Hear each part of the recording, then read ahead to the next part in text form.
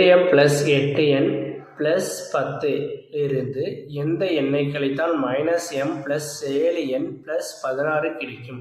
இந்த ஒரு எண் இருக்குது, இதோட ஏதோ ஒரு நம்பரை கழித்தோம்னா இந்த எண் கிடைக்கும்னு சொல்கிறாங்க. அப்போ 2m ப்ளஸ் 8n ப்ளஸ் 10 இந்த நம்பரோட ஏதோ ஒரு நம்பரை கழிக்கணும்.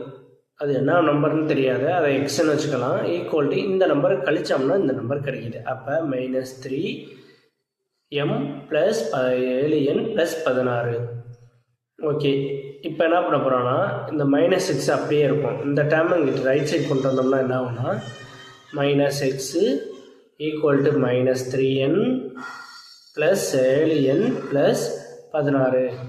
இந்த டைம் இங்கிட்ட வரும்போது என்ன ஆகும்னா மைனஸில் வந்துடும். அப்போ மைனஸ் எல்லாத்துலேயும் மைனஸ் வந்துடும். அப்போ -2m ப்ளஸ் 8n ப்ளஸ் 10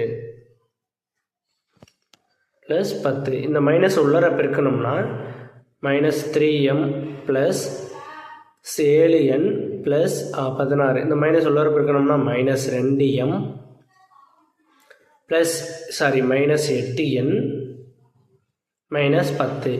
இப்போ வழக்கம் போல் நம்ம வந்து சாதாரணமாக கழிக்கிற மாதிரியே கழிச்சிடலாம்.